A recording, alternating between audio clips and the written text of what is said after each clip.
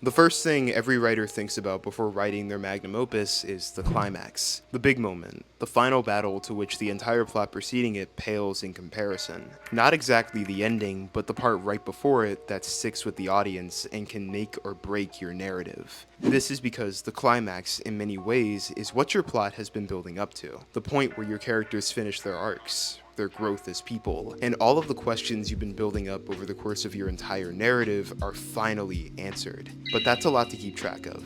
And with so much pressure to make the perfect climax, it can feel daunting as a writer to confront such a thing. That's why, whether it's the universal mecha-alien showdown of Gurren Lagann, the ultimate practice in irony and deduction of Death Note, or the nail-biting, heart-wrenching conclusion of Banana Fish, climaxes are fucking scary. And now, more than ever, writers are struggling to make good on the promises of their narratives, to deliver on all of that built-up tension. And in all honesty, I understand exactly why. That's why, in this video, we're going to be exploring the concept of a climax. Narrative climaxes, of course, you fucking freaks. And potentially, hopefully, teaching you a thing or two about making good on the promises of your narrative, rewarding the audience for their investment in the pregame of your series, and writing the perfect climax. Now, before we get into the real meat of writing a climax in and of itself, I have to make something very clear to you all. A climax is more than just the final battle of your series. It's very easy to conflate the two as they overlap with each other almost one-to-one. But there's a very key difference in writing a climax compared to an isolated final battle. And the simple answer to that is setup and payoff. A climax can only be as strong as the story preceding it. This is because of the inherent purpose of a climax in paying off your narrative. If the story preceding it sucks, there's not going to be a whole lot to pay off, making the entire story feel empty and hollow as a result. But what could you do to avoid that? Avatar: The Last Airbender needs little to no introduction.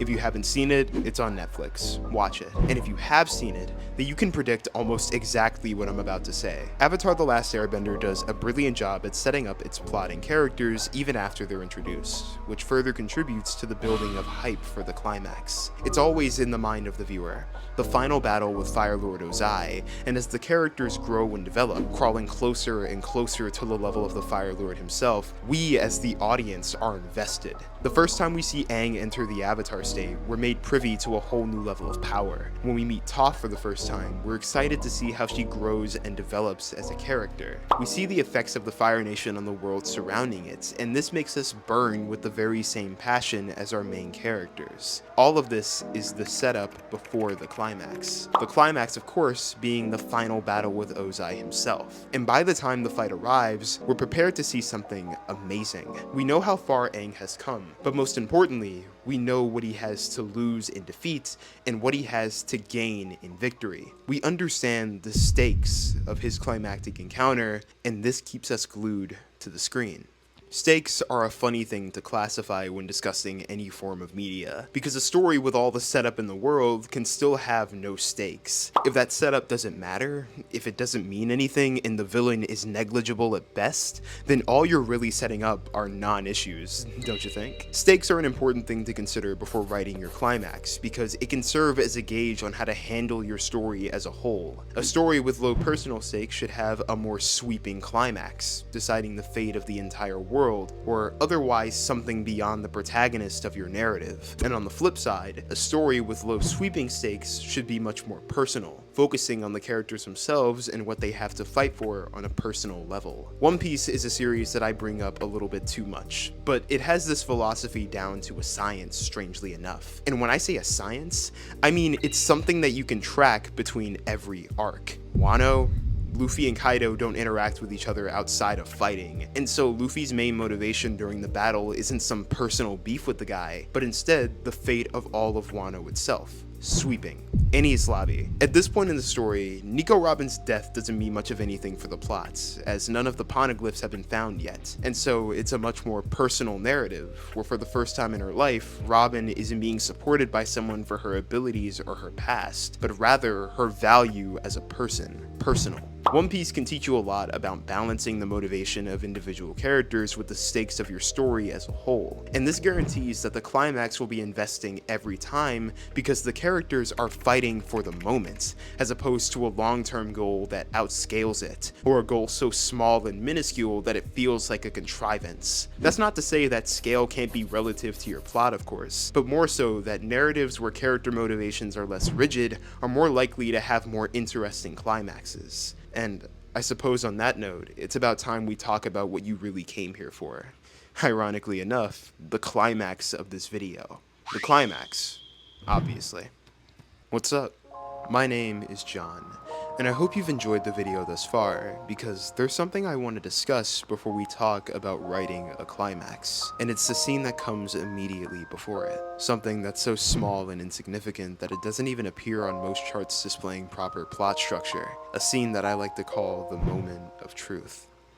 Almost every series has it, and it's a quiet moment that aims to show the characters right before the climax. The scene that cements the certainty of events and lets them know that shit is about to go down. It changes nothing, and in most cases, most people wouldn't even know if it wasn't there. But there it is, and this is for a simple reason. It's the first step to perfecting your climax. Rising action isn't constant, and this small breath of fresh air is just what the audience needs to prepare for the real moment of truth. The climax of their favorite narrative.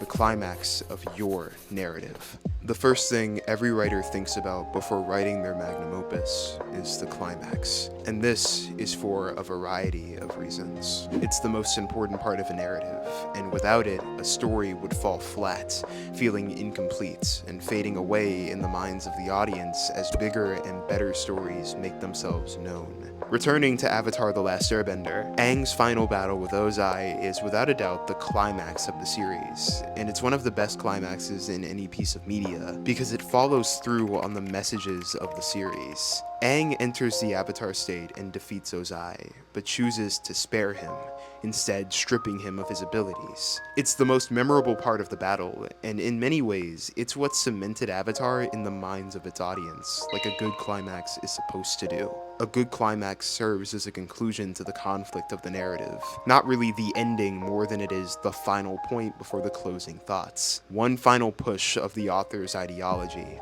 faced with the strongest wall to overcome, before either surmounting it or falling short. Whatever the result is, one thing rings true. A climax is more than a final battle. It's the final struggle for your story to be heard. My name is John Sage, and thanks for watching. Hello, it is Editing Room John once more, back again with another post-video segment. And as always, I would like to thank you for watching this video all the way through to the end. It means more to me than you possibly know, and it helps me out even doubly so. So, yeah, thank you. I'm sorry that this video is coming out a little bit late. I found myself being a little bit busy today. I had to record interviews for an event, and it was the whole thing, but I'm not complaining. I got to meet some really cool people, and overall, I think it put me in a really good, headspace to work on this video. I feel like, just like I've been doing with a lot of my other videos, I have outdone myself with this one to an extent, and I really hope that you guys enjoyed it. I'm not going to take up too much of your time, as I know you guys probably have better things to do, but as always, my name is John Sage. I would like to thank you for watching this video, and have an amazing, amazing rest of your day. Peace out.